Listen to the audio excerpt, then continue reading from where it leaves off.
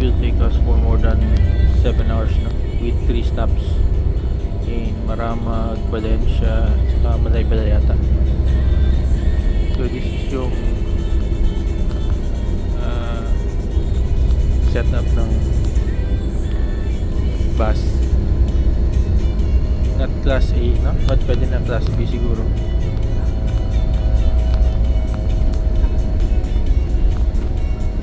The reason why I took the bus because galing ako Iloilo. I flew in from Iloilo here in Cagayan for some real estate consulting works.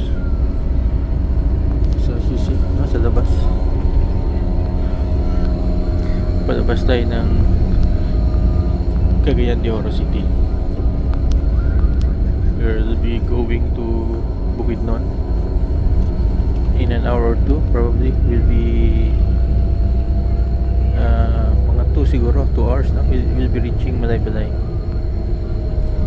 So Cagayan de Oro City is a first class, no? Highly urbanized city in the northern part of Mindanao. So this is the second biggest city in Mindanao after Davao City. Medyo very limited na yung kanya, no? Yung flat areas.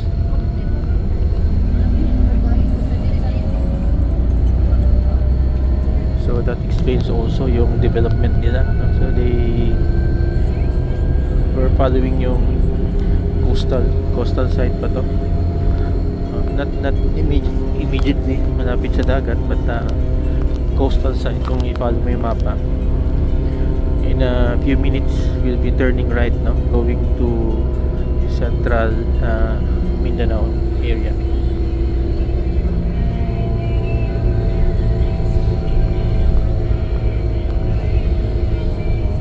Maganda din once in a while na you take yung public transport for you to know the experiences of people yung taking buses. So, babalik kami dito siguro in less than a month. I'll be bringing my SUV na, no? Iba yung rota, no? From Jensan we'll be following Marbel, Coronadal, Tacurong, Isulan. Hindi pala, not Isulan, no? Tacurong, then Mlang, tapos Carmen.